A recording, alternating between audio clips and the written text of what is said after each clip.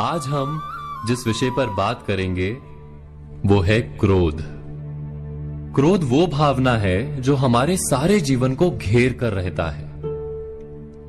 क्रोध को ना उम्र की मर्यादा है, ना ही ज्ञान की।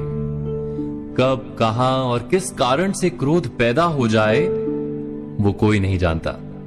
और जब क्रोध जन्म लेता है तो तुरंत ही विचार करने की शक्ति खो जाती है। बुद्धि पर अंधकार छा जाता है। वर्षों के संबंध पल भर में टूट जाते हैं। सारा जीवन बिखर जाता है। किसी भी कारागार में जाकर देखिए, अधिकतर अपराधी क्षण भर के क्रोध का दंड भोगते हुए दिखाई देंगे, पर फिर भी हम क्रोध पर अंकुश नहीं लगा पाते।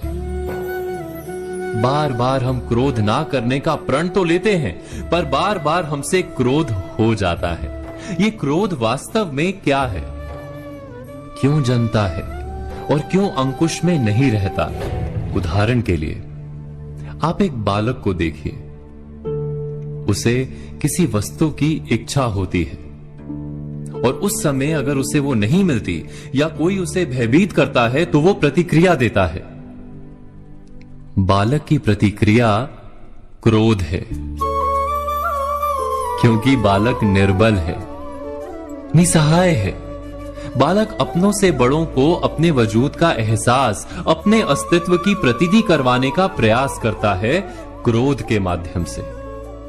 बड़े होने पर भी हम क्या ऐसा ही नहीं करते? क्या क्रोध हमारे भीतर बैठे बालक का प्रतिभाव नहीं? अर्थात क्या क्रोध वास्तव में केवल बालक जैसे व्यवहार का नाम नहीं? जब अहंकार को घाव होता है, जब भय लगता है, जब कोई वस्तु हमें प्राप्त नहीं होती, तब हमें क्रोध आता है। ठीक किसी बालक की भांति। हम जानते हैं कि आईने के सामने खड़े होकर मुंह बनाने का खेल बालकों को शोभा देता है, बड़ों को शोभा नहीं देता। फिर भी हम बालक की भांति क्रोध करना बंद नहीं करते। हम अनुभव से जानते हैं, दूसरों को देखकर बता सकते हैं कि क्रोध से कभी कुछ प्राप्त नहीं होता। सम्मान हो, संपत्ति हो, प्रेम हो या सुरक्षा हो, क्रोध से नहीं मिलता।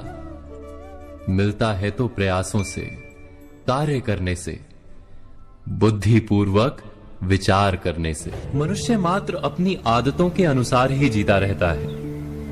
क्रोध भी आदत बन जाती है।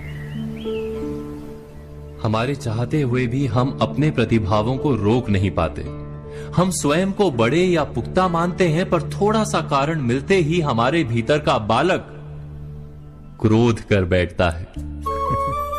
अर्थात क्रोध वास्तव में और कुछ भी नहीं, हमारी बालक बुद्धि का नाम है। जैसे ही हम इतना स्मरण में रखें कि हम बालक नहीं, बालक जैसा व्यवहार हमें शोभा नहीं देता, वैसे ही क्रोध स्वयं ही बंद हो जाता है। क्या ये सत्य नहीं? इस पर विचार मनन अवश्य कीजिएगा।